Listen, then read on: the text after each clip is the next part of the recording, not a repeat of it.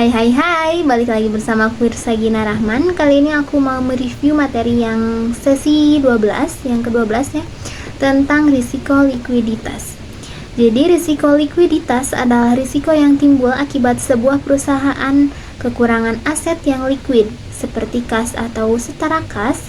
Bagi perusahaan sektor perbankan, hal ini bisa terjadi akibat banyak nasabah yang tiba-tiba menarik simpanannya dan bank tersebut tidak mampu menyediakan dana yang dibutuhkan.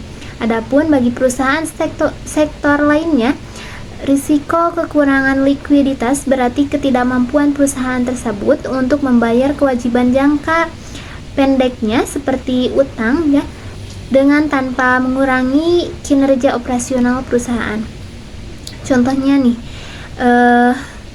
seperti Anda membuka sebuah bisnis ya, menggunakan modal dari pinjaman bank dengan tenor 5 tahun, Anda akan menghadapi risiko likuiditas apabila bisnis tersebut tidak bisa menyediakan uang tunai atau setara uang tunai yang dapat digunakan untuk membayar angsuran untuk melunasi pinjaman bank tersebut ketika jatuh tempo.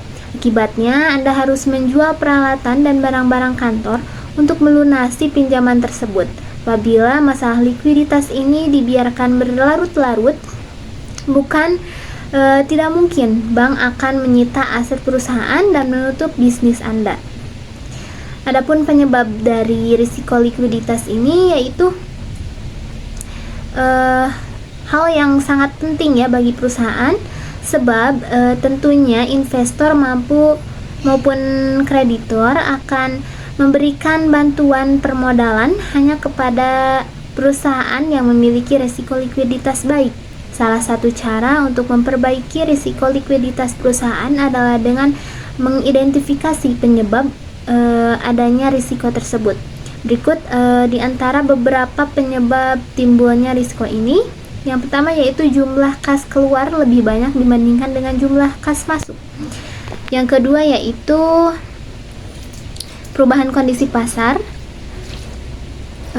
Terus yang ketiga, kesalahan manajemen keuangan. Yang keempat, sumber pendanaan yang terbatas. Adapun jenis-jenis risiko likuiditas secara umumnya terbagi menjadi dua jenis, yaitu likuiditas pendanaan atau akuntansi dan risiko likuiditas pasar. Sehingga timbul cara untuk mengatasi risiko likuiditas ini, yaitu dengan mengidentifikasi kesenjangan likuiditas, kemudian meningkatkan cadangan kas. Adapun contoh analisis kasus risiko likuiditas, misalnya perusahaan A dan B memiliki data keuangan sebagai berikut. Perusahaan A pendapatannya 15 miliar, utang jangka pendeknya 1,3 miliar, kasnya sebesar 1 miliar. Perusahaan B pendapatannya 14 miliar, utang jangka pendeknya 1,5 miliar, dan kasnya 2 miliar. Menggunakan cash rasio likuiditas, kedua perusahaan tersebut adalah perusahaan A, risiko kasnya 1 miliar dibagi 1,3 miliar sama dengan 0,769.